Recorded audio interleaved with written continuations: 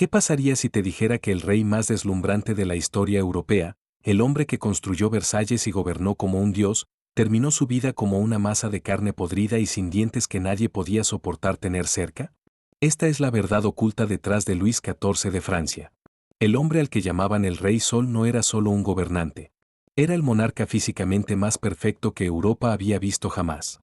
Con una estatura de 1,75 m, una estructura cincelada, piel resplandeciente y rizos negros azabache que caían como seda, Luis era magnético. Podía bailar ballet durante 6 horas sin sudar. Y cuando pasaba, los diplomáticos extranjeros literalmente olvidaban cómo hablar. Pero aquí está la parte que los libros de historia nunca mencionan. Ese mismo dios dorado de Versalles terminaría siendo un despojo hinchado de 100 kilogramos decayendo vivo por la gangrena. Su aliento apestaba tan terriblemente que incluso las máscaras perfumadas de la corte no podían ocultarlo. El hedor hacía que los enviados extranjeros vomitaran en medio de las reuniones reales. Tengo registros médicos, documentos reales ocultos que rastrean esta aterradora transformación, secretos que los historiadores franceses han intentado enterrar durante más de 4 siglos. Así que, si estás listo para descubrir lo que realmente sucedió dentro de los muros dorados de Versalles, dale al botón de me gusta para que esta verdad impactante no sea borrada de la memoria. Porque lo que estoy a punto de compartir cambiará todo lo que creías saber sobre la realeza europea. Imagínalo. Una escalera de mármol brillando bajo la luz dorada. Un rey de 23 años desciende, envuelto en una túnica ceremonial bordada con hilo de oro puro. Pesa 15 kilogramos, pero él la lleva como si fueran plumas. 5.000 nobles contienen el aliento mientras Luis XIV, cada centímetro una estatua viviente, camina frente a un corredor de espejos venecianos. Los reflejos multiplican su presencia, haciéndolo parecer una fuerza divina. La luz del sol inunda a través de las ventanas de cristal, pintando su piel ya resplandeciente con un brillo angelical. Su voz es profunda, dominante y clara en todo el salón. Los miembros de la corte decían que sus ojos azul zafiro se sentían como estrellas fugaces atravesando tu propia alma. Su paso era tan poderoso que los suelos de madera de Versalles temblaban con cada zancada. Y luego estaba el aroma, no de perfume, sino de algo primitivo, masculino, magnético. Incluso los nobles más curtidos se encontraban aturdidos cuando él pasaba. Pero Luis no era solo una cara bonita con sangre real. Era algo mucho más peligroso. Fluido en 5 idiomas, francés, latín, italiano, español y alemán, Luis XIV era un prodigio. A los 20 años, podía superar en duelo a sus maestros de espada italianos, hombres considerados los mejores de toda Europa. No solo era fuerte, era incansable. Podía realizar un ballet entero y luego componer un poema que hacía llorar a diplomáticos endurecidos. El embajador británico Nathaniel Colt una vez lloró abiertamente tras escuchar uno de los versos de Luis recitado en la corte, y la resistencia de Luis no tenía igual. Los registros oficiales muestran que consumía 4 comidas completas y 3 refrigerios al día, pero mantenía un físico muscular y atlético. Cazaba jabalíes en los bosques alrededor de Versalles durante 8 horas seguidas y luego bailaba hasta las 3 de la mañana. Ni una sola vez se quejó de fatiga. Su memoria bordeaba lo sobrenatural. Luis XIV podía recordar los nombres y rostros de más de 3.000 cortesanos junto con detalles sobre sus familias, ambiciones e incluso amantes. Y hablando de amantes, su apetito legendario no se limitaba a la comida. Notas confidenciales de la corte dicen que mantenía relaciones íntimas con al menos 12 mujeres diferentes cada mes. Los enviados extranjeros estaban hechizados. Un diplomático veneciano llamó a su carisma de otro mundo. Cuando Luis entraba en una habitación, las conversaciones morían, los pulsos se aceleraban e incluso sus enemigos se quedaban sin palabras. Esta era la edad de oro de la monarquía absoluta, y Luis XIV era su reluciente pieza central. Cada mañana, más de 100 nobles luchaban por el honor de entregarle a Luis su camisa de seda. Competían por sostener su espejo, por verter su agua, por atar sus cordones. Incluso la hora de dormir era un espectáculo. Hombres adultos batallaban por el derecho de apagar su vela por la noche. Versalles mismo nunca fue solo un palacio. Era un escenario cuidadosamente orquestado para una actuación divina. 10.000 cortesanos vivían dentro de sus muros, con cada gesto guionado para elevar la imagen del rey. Cuando Luis paseaba por la galería de los espejos, los reflejos infinitos creaban la ilusión de un dios moviéndose a través del tiempo mismo.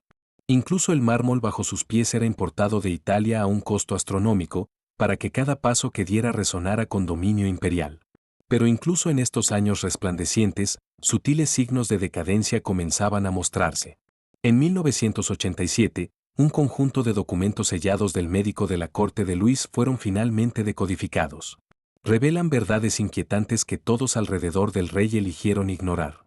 Para cuando tenía 20 años, Luis necesitaba de 2 a 3 enemas al día solo para aliviarse. Su estreñimiento crónico era causado por comer de 6 a 8 veces al día, una ingesta excesiva que ningún cuerpo, real o no, estaba hecho para soportar. Y había otras señales de alerta. Su aliento era tan putrefacto que constantemente tomaba pastillas de menta para ocultar el hedor. Su piel era grasa y estaba marcada por el acné, la cual cubría con capas de polvos blancos y colorete. Y su digestión era un desastre diario que requería atención médica constante. Pero nada de esto llegaba al público. Una fortaleza de rituales cortesanos aseguraba que la debilidad pareciera un ritual y la intervención médica pareciera una tradición divina. Sin embargo, quizás el detalle más condenatorio era este: Luis XIV se negaba a bañarse. Cada día solo se lavaba las manos y la cara. Eso era todo. Su cuerpo fue restregado tal vez 2 veces en toda su vida. Esto no era pereza, era una creencia. En aquellos días, muchos pensaban que el agua debilitaba el cuerpo o lo abría a espíritus malignos. Luis estaba convencido de que su olor corporal natural era un signo de poder masculino y favor divino. Esa decisión de tratar el agua como la peste sería la chispa que encendería el fuego de su caída. Porque en enero de 1686, algo comenzó a pudrirse en los rincones más oscuros y húmedos de su cuerpo. Algo aterrador. Y ahí es donde la pesadilla comienza de verdad. 15 de enero de 1686. Luis XIV tiene ahora 47 años. El radiante Rey Sol, una vez el símbolo vivo de la perfección, comienza a sentir incomodidad. No agonía, ni siquiera dolor, solo una ligera inquietud al sentarse. Pero fue suficiente para llamar a su médico personal, Guy Crescent Fagon, un hombre cuyos tratamientos ya habían cobrado más vidas que la peste. El doctor Fagon examinó al rey y declaró que el problema era simple: hemorroides. No eran hemorroides. Este momento marcaría el comienzo de una espiral de 30 años de horror, dolor y humillación. Una pesadilla que consumiría lentamente al hombre más poderoso de Europa desde adentro hacia afuera. En una semana, esa molestia menor se convirtió en un dolor punzante, como una daga ardiente alojada cerca de su columna. Para el 22 de enero, se había formado una hinchazón del tamaño de una nuez. 6 días después, comenzó a sangrar constantemente. Luis se vio obligado a sentarse sobre cojines suaves durante las reuniones oficiales. Para el 5 de febrero, el personal del palacio notó un nuevo olor desconocido que se adhería a las túnicas del rey. Agudo, putrefacto. Para el 12 de febrero, se había formado un absceso externo junto al recto, supurando pus y heces las 24 horas del día. Imagina la peor infección de la que hayas oído hablar. Ahora multiplícala por 100. Esa era ahora la realidad del cuerpo de Luis XIV. El olor era tan malo que los diplomáticos solicitaban salidas anticipadas de la corte.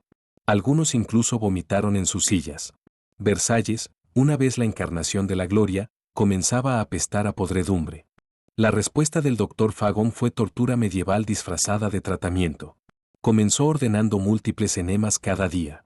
Agua fría, a veces infundida con hierbas. En el transcurso de 6 meses, Luis soportó más de 2000 enemas mientras Fagon intentaba desesperadamente limpiar los intestinos reales. Cuando eso falló, recurrieron a hierros calientes.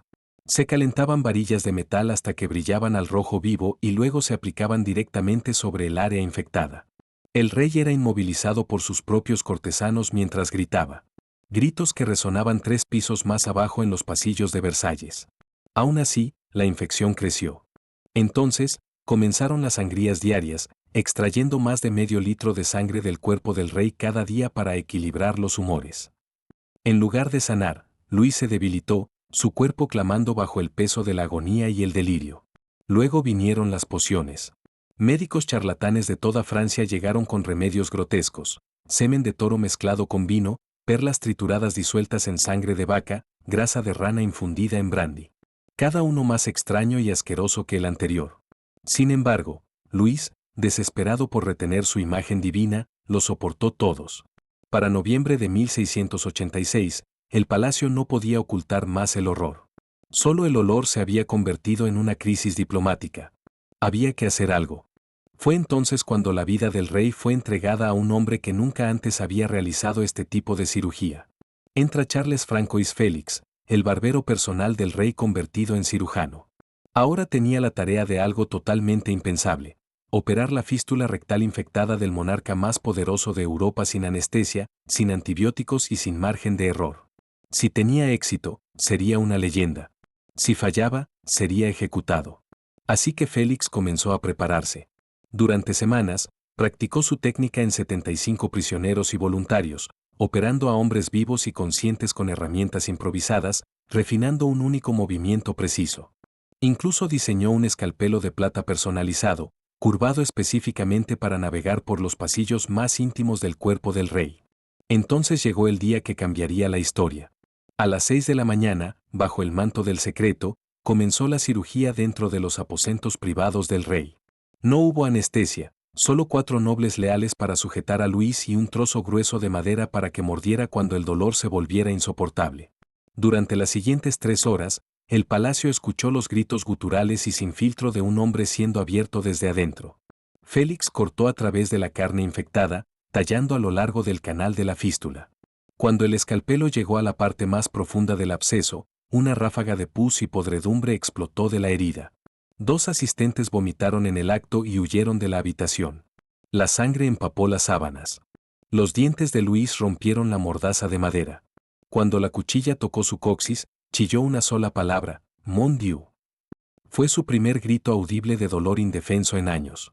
Las notas quirúrgicas ocultas, descubiertas apenas en 2007, describen más de 200 mililitros de pus azul verdoso.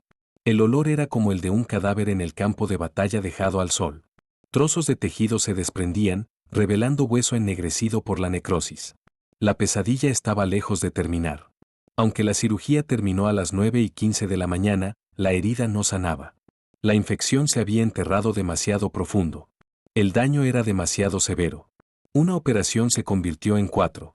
6 de diciembre, segunda cirugía. 8 de diciembre, tercera cirugía. 10 de diciembre, el procedimiento final y más brutal. Duró 6 horas mientras 6 hombres sujetaban al rey mientras Félix estirpaba la carne muerta con cuchillas y forceps. En total, quitaron tanto tejido descompuesto que podría llenar una copa de vino. Luis XIV soportó 15 horas de cirugía durante 3 semanas, despierto, gritando, sangrando. Pero incluso después de todo eso, la herida continuó supurando. El rey vivió ahora con una fístula anal permanente. Pus y heces se filtraban de su cuerpo todos los días por el resto de su vida. Tenía que usar almohadillas absorbentes bajo sus túnicas, y su aroma, una vez descrito como magnético, ahora se asemejaba a la muerte misma. En un intento desesperado por enmascarar el olor, Luis XIV lanzó lo que se convertiría en la campaña de perfumes más cara de la historia humana. Gastó el equivalente moderno de $2 millones al año en esencias: rosa búlgara, ámbar árabe, sándalo indio, importados de cada rincón del mundo conocido. Versalles se transformó en una máquina de aromas. Flores frescas reemplazadas cada 2 horas. Humo perfumado bombeado en cada cámara. Paños perfumados colocados en cada silla donde el rey pudiera sentarse. Incluso su comida estaba empapada en aceites aromáticos. Pero todos los perfumes del mundo no podían borrar la verdad.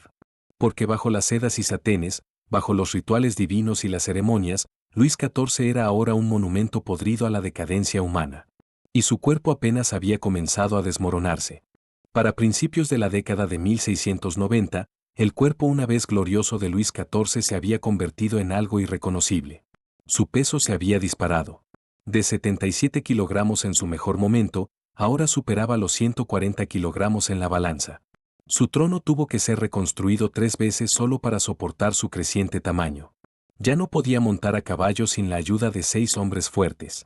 Se ordenó a los artistas de la corte que lo pintaran solo desde ángulos específicos y favorecedores. Pero los dignatarios visitantes no se dejaban engañar. Un embajador ruso se burló diciendo que el rey francés huele peor que mi caballo y se contonea como una vaca preñada.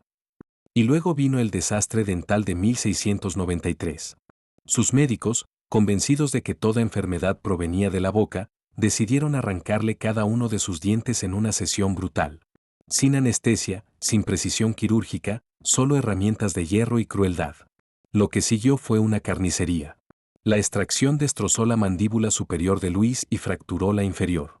Se formó un agujero entre su boca y su cavidad nasal, lo que provocaba que el vino y la comida salieran disparados por su nariz.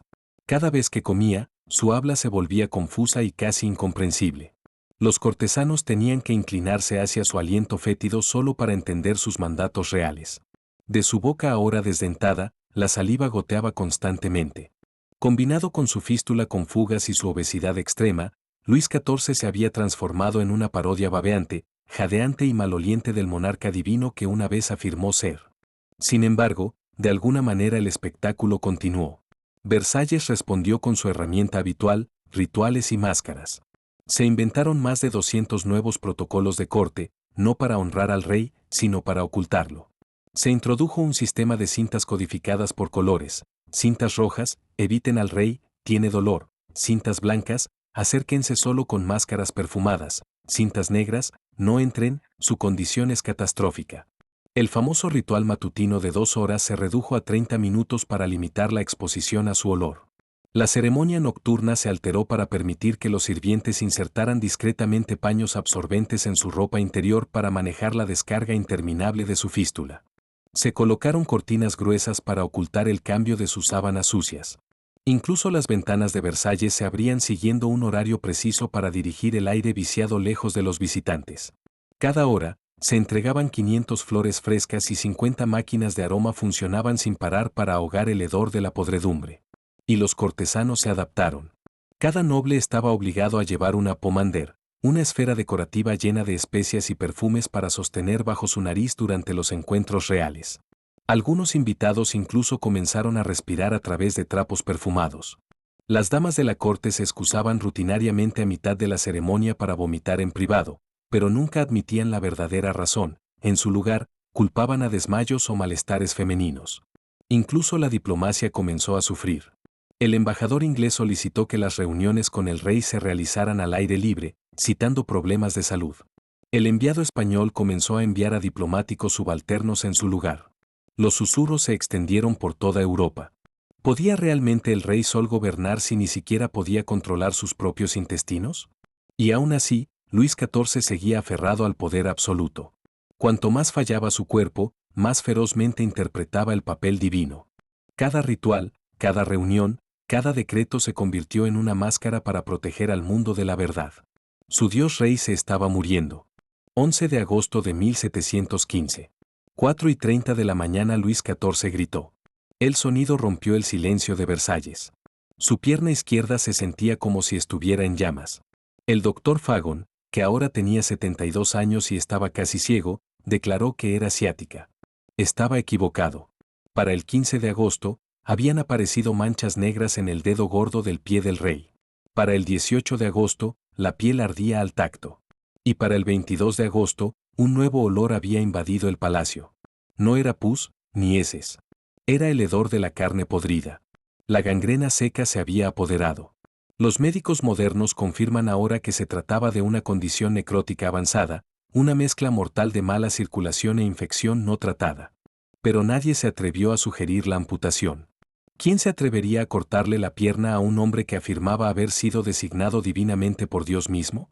Para el 25 de agosto, el tejido ennegrecido se había extendido hasta la mitad de su pierna. Sus cortesanos comenzaban a desmayarse al entrar en su cámara. El olor ahora llenaba 3 pisos enteros de Versalles. El 28 de agosto, durante un cambio de calcetines de rutina, el dedo del pie del rey se cayó. Simplemente cayó al suelo. Un mensajero se desmayó ante la vista del hueso blanco expuesto que sobresalía de un mar de piel negra y desprendida. Para el 30 de agosto, la gangrena había consumido su espinilla. Su carne, ahora desintegrándose en trozos, filtraba fluidos que ninguna medicina podía detener. El rey Sol se había convertido en un cadáver viviente. Sin embargo, de alguna manera gobernó. Incluso mientras su cuerpo se pudría, Luis XIV firmaba decretos con mano temblorosa. Emitía órdenes militares con voz ronca mientras la infección se arrastraba hacia su garganta. Un embajador veneciano escribió: "El rey francés muere ante nuestros propios ojos".